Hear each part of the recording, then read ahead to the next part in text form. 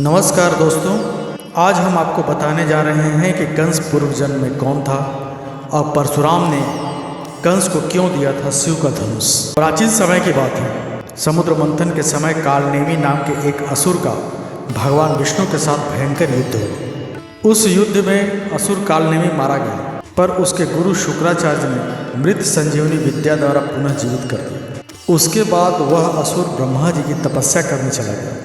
ब्रह्मा जी को प्रसन्न कर उसने उनसे यह वरदान मांगा कि किसी भी देवता के हाथों उसकी पराजय अथवा मृत्यु न हो। ब्रह्मा जी ने उस समय कालनेमी से कहा कि यह वरदान तुमको इस जन्म में तो प्राप्त नहीं होगा, परंतु अगले जन्म में तुम्हें इस वरदान के साथ जन्म लोगे। उस समय तुमको कोई भी देवता मार सकने में समर्थ नहीं होगा। उसके बाद वह असुर मथुरा के राजा उग्रसेन की पत्नी के गर्भ से पैदा हुआ। वास्तव में कंस उग्रसेन की पत्नी पद्मावती और असुर दुर्मिल का पुत्र था। असुर दुर्मिल ने माया से राजा उग्रसेन का रूप बनाकर पद्मावती के साथ यौन संबंध स्थापित किए थे। कंस बाल्यकाल से ही बहुत बलवान था।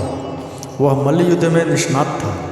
एक बार उसने कुवल या पीड़ नाम के एक हाथी, जिसमें 10,000 हाथी जितना बल था, उसे उठाकर पृथ्वी पर पटक दिया था। उस समय के श्रेष्ठ चाणूर और मुष्टिक, केसी दैत्य और दुम्बित वानर जैसे शक्तिशाली योद्धाओं को उसने हराकर अपना दास बना लिया था।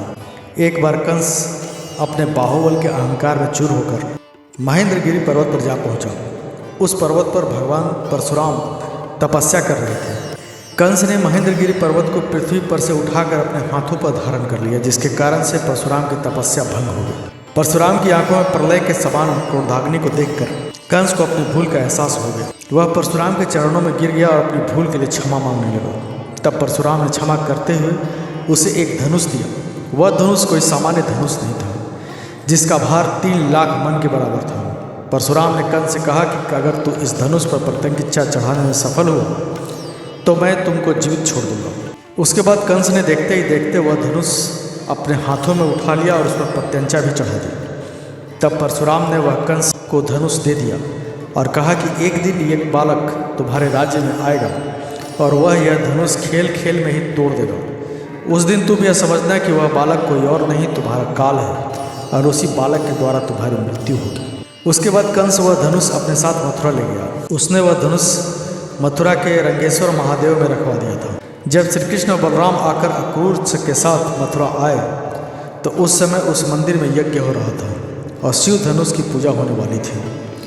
भगवान श्री कृष्ण ने उस समय उस धनुष को छूना चाहा। उस मंदिर के पुजारी के इनकार करने पर भी उन्होंने जैसे ही शिव धनुष को स्पर्श किया, वह धनुष मध्य में से टूट गया और धनुष के टूटने से मथुरा की प्रजा में उत्साह सब छा गया।